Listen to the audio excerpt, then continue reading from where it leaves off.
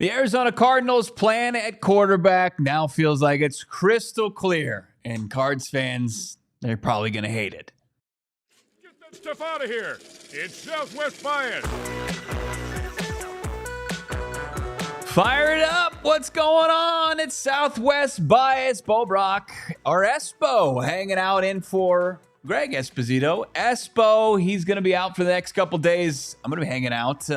The mustache in front of the mic, and of course the mustache behind the Mac. We'll get into that a little bit later, but in the last couple of days, been hanging out the NFL meetings, been fortunate enough to get out there, be credentialed for that event, get to kind of rub elbows with NFL insiders, head coaches, general managers, and kind of get the feel, less than a month leading up to the NFL draft, and talk to people in the know about this Cardinals team that's had such a puzzling offseason going into its fourth under general manager Monty Ossenfort. A lot of us naively believed maybe he was going to aggressively pursue options at the quarterback position. Instead, after cutting Kyler Murray, signs Gardner Minshew, a quintessential QB2 in 2026, to couple with another quintessential QB2, Brissett. So what's the plan at quarterback? A lot of us thought maybe it could be Malik Willis.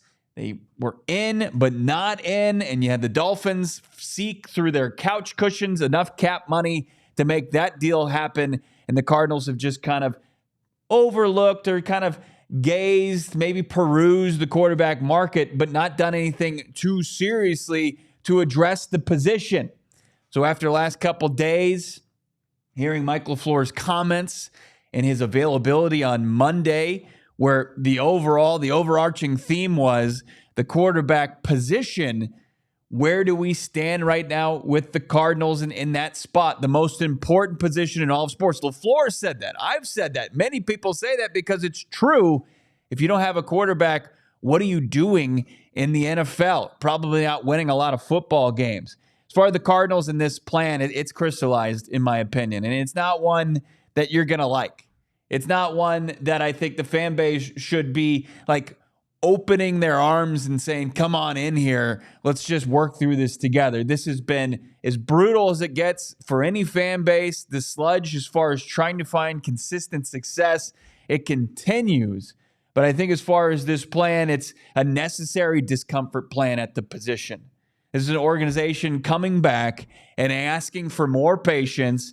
And it's more implied with this team than them actually saying, hey, screwed up again, and here we are. And the organization that is, luckily found Kurt Warner and luckily found Carson Palmer, like just accidentally found quarterbacks that have given them the only true success they've really had outside of Jake Plummer since moving to the desert in the late 80s, is going to say, hey, we need even more time to figure it out. And I understand the pushback and say, we've waited long enough.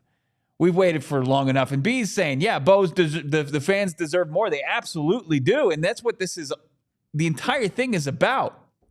They hire Mike LaFleur to come in. Mike LaFleur's got a long resume of working with quarterbacks, being a part of organizations that have stability at the position. But when Mike LaFleur went from Atlanta, the team that lost 28-3 in the Super Bowl, along with Kyle Shanahan, who took over the reins of the San Francisco 49ers, it was quarterback purgatory for the first couple of years there. It was guys like C.J. Beathard holding things down. It was kind of going through this, kind of like musical chairs at the quarterback position. And they were trying to find like who was going to be their next guy. And they understood that all the way along that process, they had to continue to build the roster correct, right? Coming off Jim Harbaugh being removed from that era, which was so successful, right? How many NFC Championship appearances did they make? They had a Super Bowl appearance as well.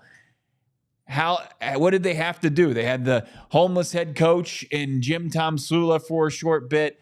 Chip Kelly was there for a cup of coffee, and then they were able to find Kyle Shanahan, who understood you had to build this thing the right way, because the NFL shortcuts, I mean, that's not going to get you and find you any kind of consistent success. Does Monty Ossenfort, does he deserve the luxury of playing the waiting game and really kind of subjecting us to watching a pair of backup quarterbacks be the solution or be what they're going to move forward with in the 2026 season? I would say no.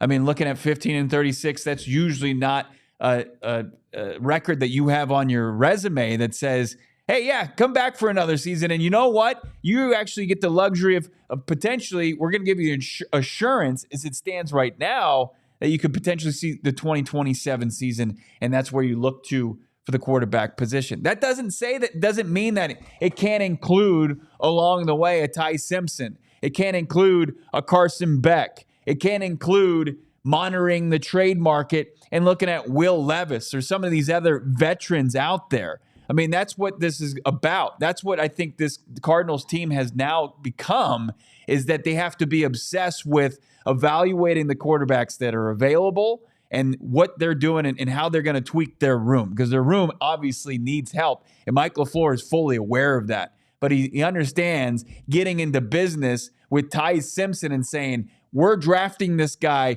to be our franchise quarterback, and that's going to be our solution. He understands that that's a faulty plan too. Like, you can look at Ty Simpson, you could say, if all things work out perfectly, or not even like maybe close to perfect, where you can get him at 34, or you can trade up for 60 cents on the dollar and it doesn't cost you very much to none of your 2027 draft capital, and you feel like, hey, we can bring in a guy like Ty Simpson and he can be a part of the solution to that room going forward, but not the guy, then I think yeah, be in the Ty Simpson business. Do your due diligence. Bring in Carson Beck. Bring in Garrett Nussmeier. Kick the tires on Drew Aller, a toolsy prospect, but very far away from being able to maybe ever compete at the NFL level. It's pretty insane to think about, but you have to be able to go and check under every stone as far as the quarterback market goes, and then the patience comes into play. 2027, how serious is that? A lot of people want to scoff at that, turn their nose up at it because they have to endure 17 games of some sort of variation of Jacoby Brissett, Gardner Minshew, and maybe a rookie that they bring in, or maybe, a guy like Levis, who I mentioned, because he's become very available with Mitchell Trubisky and now Hendon Hooker joining that room. Can you get Will Levis and say, could this be a reclamation project that we work on the side? But our eyes, as far as the QB1 of this franchise going forward, is going to be found and truly aggressively pursued in 2027. I know you hate it. You should hate it. You should have better options and solutions. This was probably the worst quarterback market in recent history. But when you look forward to the 2027 offseason and in the draft as well, I mean, I talked to Mike Garafolo a little bit about it yesterday. I talked to Jeremy Fowler about it. How real is that draft? I talked to Fran Duffy, our NFL All-City draft analyst. Teams are preparing for it. And it's not just like, hey, we've got this thing and it's trending towards being a decent crop. When you look at the Ty Simpson, just use Ty Simpson as QB2 in this draft class, he has questions as far as his measurables, and he has question about his experience. When you look at this draft class, a lot of these guys who, yeah, we had high expectations for, especially in the backyard of the team that we cover and root for in Arizona State, and Sam Levitt, he's going back to school to garner more experience, to develop even more so. And at, what the college level has as its best option as far as what could potentially translate to the next level in the SEC. And he's doing it with a head coach that just produced Jackson Dart, also had a heavy hand as far as Trinidad Chambliss and his development and him potentially playing at the next level, but being one of the top quarterbacks at the college ranks next year. But just think about it. Measurable concerns about Ty Simpson at 6'1", 211. You look at this class, and you've got Arch Manning, Sam Levitt, Dante Moore, Lenora Sellers, Julian Sand, DJ Lagway, Darian Mensah, just to name a few. Not a single one of them has measurable concerns. They're all right around the prototypical quarterback prospects that you want to see, that you want from your QB. As far as Levitt, tall enough, sturdy enough, athletic enough. And those guys all have like the makings of that. They've got NFL quarterback traits.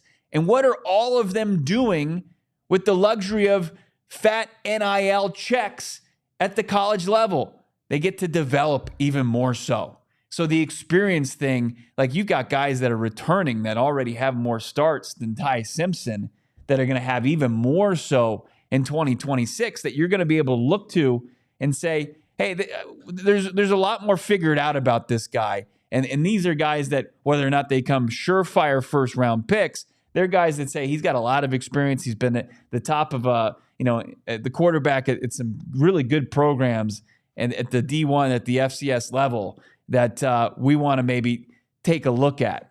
And look, if those aren't something that's going to satisfy, you having to endure another season of in being in this quarterback purgatory, which you've been since Kyler Murray went out after week 5 last year in a catastrophic season, you can look towards some names at the NFL level as well, because it's beyond that.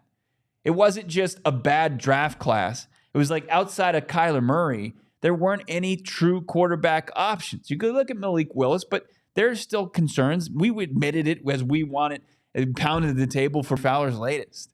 Jalen Hurts at a crossroads with the Eagles. I'm not saying like Jalen Hurts is in his final season with the Eagles, but I mean, what do we know about the position? The pressure's at a different level than any other sport, any other position in the world, in the universe. I mean, it's unbelievable. So Jalen Hurts, Baker Mayfield. So Baker Mayfield's on good footing. He's had some phenomenal seasons with the Bucs. He's an unrestricted free agent next year. What's going to happen with Todd Bowles? What if the Bucs are the same team they've been the last couple seasons and they're hovering around 500 and they're going to use the advantage of a bad division to sneak into the playoffs? Dak Prescott, can he survive another season in Dallas if they don't make the playoffs? I think those are 3 names you could look and say, okay, I'm going to. And then you got the other guys, CJ Stroud. We'll see what happens with Bryce Young. And then the pressure's on like Trevor Lawrence and Justin Herbert. Like the percentage chance that any of those guys become available, probably very low, but the percentage points that somebody's going to be available and it's going to be a more plentiful quarterback class in the offseason, I think that the odds are unbelievably higher than what you just experienced in 2026. And then the NFL, as far as the Arizona Cardinals and what they're asking you to do as far as endure this season as in quarterback purgatory with this short-term pain for long-term gain is, unfortunately, I've had to have my head bashed over many times to understand that is the best play, but it's probably just my Southwest bias. There we go. Welcome in, of course, to the show. Producer extraordinaire, the mustache behind the Mac, the most mustachioed show on PHNX Sports that we have. Shane Diefenbach, he joins me. Shane, what do you think? I mean, is it? I know it's not right to ask for that, but it feels like that's the right play for the Cardinals. I mean, yeah, this is the hole you dug, and you just don't want to dig it any farther, any deeper. I don't know. I feel like we're both in the same boat, but it's getting rated by the Johnnies of the world. I mean, I see people like Mike Matthews is saying Ty Simpson is a good QB. Like that's probably correct. But as far as you putting all your eggs and aggressively pursuing what it would take to get Ty Simpson, I don't see that the Cardinals are willing to do that and that's the right move for them to make. Just based on the lack of success from quarterbacks, his size, and then, of course, the lack of experience he has from the collegiate level. Like, those are 2 damning stats that are tough to overcome and overlook. It's also getting to the point where it's the worst type of prospect that your team wants because of how much he's being talked about right now. Mm-hmm. And his value, whether you believe it or not, is going to balloon more than where he probably should be drafted. Obviously, he's a quarterback. Quarterbacks always get drafted higher than they probably should, unless they are, a top 5 pick. Yeah. It's trending in a way where you're going to have to pay more than you should for a guy like him. And when you think about the Seahawks, let's say pre-Russ, this is a long time ago, but that's also a testament to how consistently successful they've been, is they built that roster. They aggressively went after Matt Flynn, but then they took Russell Wilson in the draft. They understood like where they were roster-wise that they were a quarterback away. You think about the other teams in this division. The Rams were a laughingstock under Jeff Fisher. Les Snead was a punching bag at the general manager position because draft in and draft out, they were in the top 10. They were in the top 5. They were taking Aaron Donalds of the world. They were taking the Chris Longs. They had very high draft capital invested until they got the number 1 pick with Jared Goff, and he became, this serviceable quarterback to complement the rest of the roster. The infrastructure was there from roster standpoint. McVay came, they had that from a play calling standpoint, and the same could be said for the San Francisco 49ers. The infrastructure was there. You take Ty Simpson right now, the infrastructure is not here to help this quarterback that needs development and needs a strong supporting cast. He would fizzle out. It would be just the same as missing out on Ty Simpson. It would have the same effect. It wouldn't help you win football games going forward. Yeah, and I mean, you brought up the Seahawks 15 years ago. Right. Like, just think about them 3-4 years ago. Right. When they got rid of Russ, and instead of just, okay, we have to find a replacement now, like they went with the backup quarterback option for a gap year, and it kind of worked for a bit, but they realized quickly that, this team's fine. It's not great. And so they invested everywhere else while they had a quarterback that could win 7 to 9 games, 10, 11 sometimes, and you knew you weren't a Super Bowl roster, so you invested everywhere else. Already in here. Yeah, it's just a stranger in the chat. Johnny Venerable 4501 says disagree, strong disagree. And welcome to all the bias in the chat. You guys are lighting it up from Jacob to Vincent to Schaff. And along with what Shane's saying, it's just if you don't have the right ecosystem for a young quarterback, they're as good as done. Like even quarterbacks that we're evaluating on the market now, from the Mac Joneses to other quarterbacks that went to their first franchises that just didn't have the infrastructure in place, it was never going to find success. Like Mac Jones had a decent rookie year, and then things completely fell apart because they didn't have the playmaking, they didn't have the play calling, they didn't have the protection. Like all that has to be in place. It's such a brutal league that it will humble you, and if you take a chance on somebody who doesn't have nearly everything you need, it's going to put you in a tough spot, and it's likely going to end in failure. But look, we'll continue that conversation. PHNX Cardinals later on PHNX Sports here at 4:30. We're going to get to your super chats from Injecto to a hero emerges last night out of nowhere for the Arizona Diamondbacks, who that was, plus Dillon Brooks' return for the Suns. It's all coming up next. It's Southwest Bias. Hit that like button. A little jealous last night at the Arizona Diamondbacks game. Our guy Derek Montilla running in the husband and wife law team. They're just like us. They take in ball games. Gotta love to see it. I mean, they're entrenched in the valley. They're all about their community and, of course, getting the results that you deserve in your case. If you've been or suffered a serious injury, been in an accident, who you hire as a lawyer really matters. Do your research. You're going to land right back on Mark and Alexis Breyer, the husband and wife law team. Their team brings hundreds of years of combined trial experience with several of their attorneys certified specialists in personal injury and wrongful death. And here's why that's so important. In this area, that title's held by less than 1% of lawyers in Arizona. That's unbelievable. Check out the husband and wife law team. You're going to be in great hands. The difference is they're real trial lawyers. If your case needs to go to court, they're ready to roll. They're ready to hit the hardwood there at the court and get you the results you deserve. And they promise you'll receive at least as much in your pocket as they do in fees, and they're willing to lower their fees in order to make that happen. If you've suffered a serious injury, we apologize. We're sorry. We hope you're on the mend. but call the husband and wife law team at 602-783-8841 and check out the link in the show notes, thehusbandandwifelawteam.com. Tell them Southwest Bias PHNX Sports sent you. Everybody needs a checking account. We all know that. Unless you're some sort of weirdo that like hides your money in your backyard. You just dig up holes, and either way, you got a checking account at some big branch bank, or you are doing something else probably shouldn't be doing. Your checking account or where you keep your money isn't working for you. It doesn't have built-in perks like, of course, the My Style checking that fits your lifestyle. Mountain America Credit Union. You got to love what's going on in Mountain America's My Style checking. It's checking with a built-in benefits that actually fit real life. So when you're going out there and you're spending money, you're getting things like restaurant deals, mobile phone protection, telehealth access, identity protection, even loan rate discounts when you got, interest fees and loan rates going up and down and fluctuating. A discount, man, it can pay off big time. Plus offers travel and events. It's one account with all the bunch of the perks baked right into it. Instead of your checking account just sitting there, maybe you're having to pay a monthly maintenance fee. Make it work for you. Make My Style your lifestyle at Mountain America Credit Union. Visit macu.com/mystyle to apply. That's macu.com/mystyle to apply. Memberships required. Some benefits require activation. Mountain America is insured by the NCUA. Love it. Love seeing you guys lighten up the chat. Even if you disagree with me, let's get to this super chat real quick here, Shane, if you don't mind. A couple of them. How about Schaff?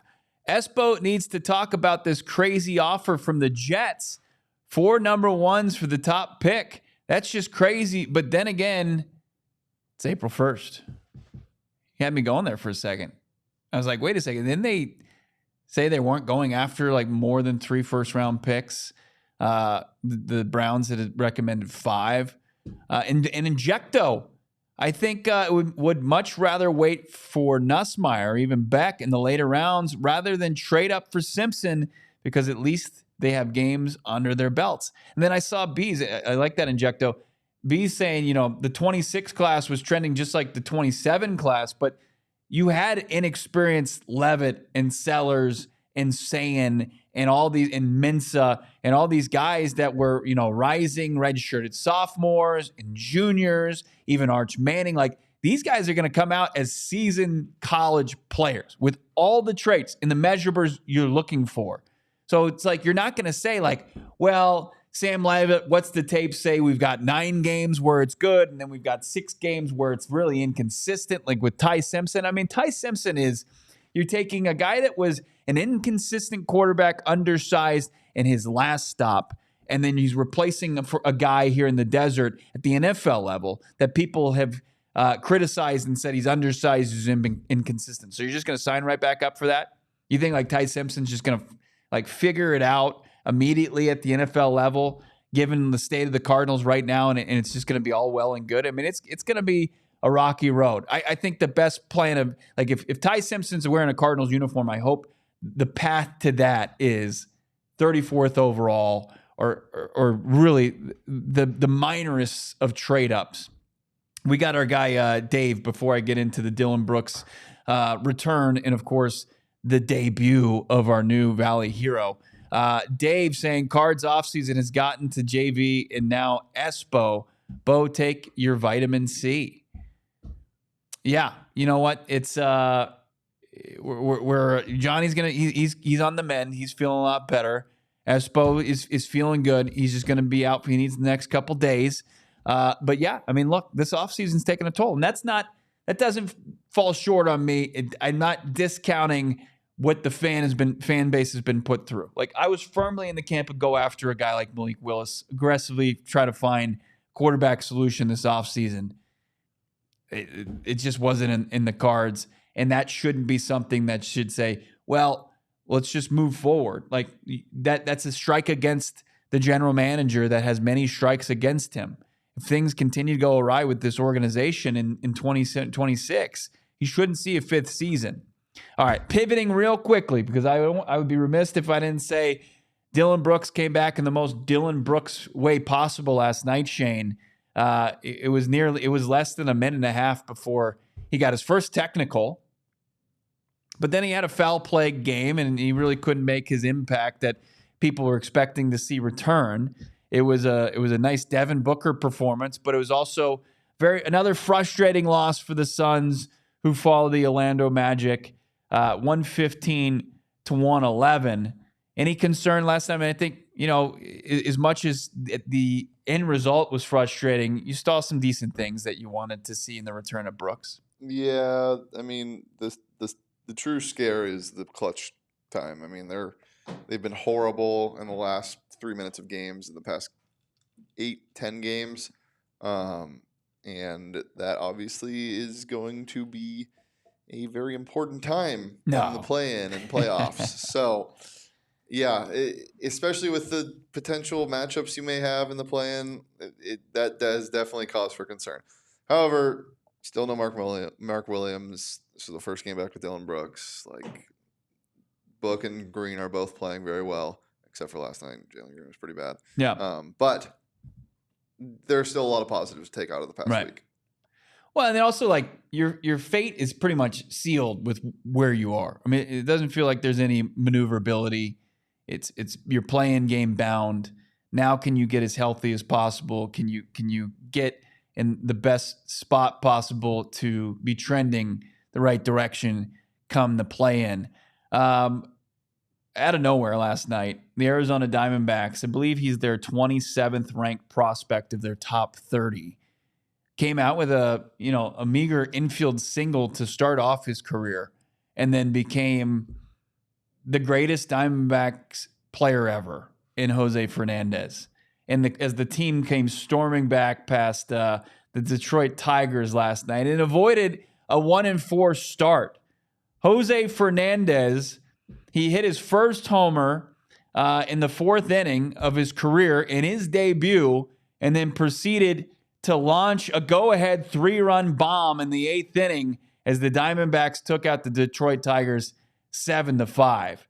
And as exciting as this is, it still has me concerned that you have to have your 27th ranked prospect just be lightning in a bottle in order for you to avoid a 1-4 start and things to really feel like they're on track. Like, if you look at their first 2 wins, and of course their losses to start the season, like, you're not feeling great as a Diamondbacks fan.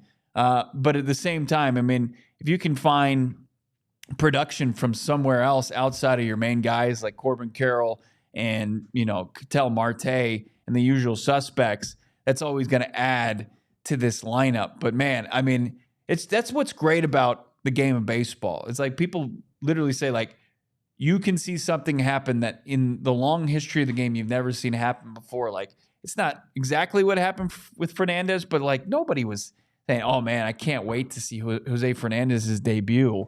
And that's all people were talking about as he launched that go-ahead homer and propelled the D-backs to a second straight victory over the Tigers, 7-5. I'm a little uneasy with Sewald still at the end of the games. I know he had a perfect 9th and he closed the door the previous night, but I'm never going to feel comfortable with Paul Sewald. I can't believe in 2026 he is a major league closer with the lack of stuff, and what you should have options where you've got on every pitching staff multiple guys that throw 100 miles per hour. You got this guy soft tossing 91, 92. I don't know, man, but great win for the Snakes last night. Great post-game shows from both our beats, whether it's the PHNX Suns and a loss. Of course, Derek, Danielle, the D-back show. If you missed it from last night, check it out. And also, hit that like button for this. It does wonders. We want people finding PHNX sports, celebrating sports in this area.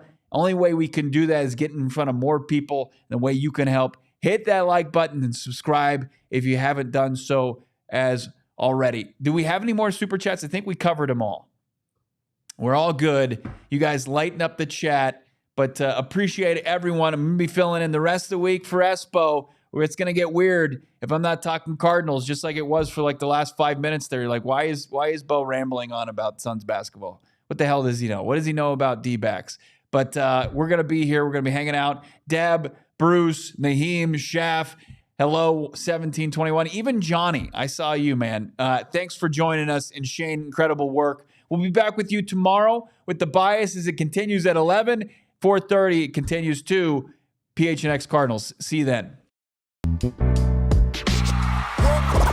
all silly like the mayor.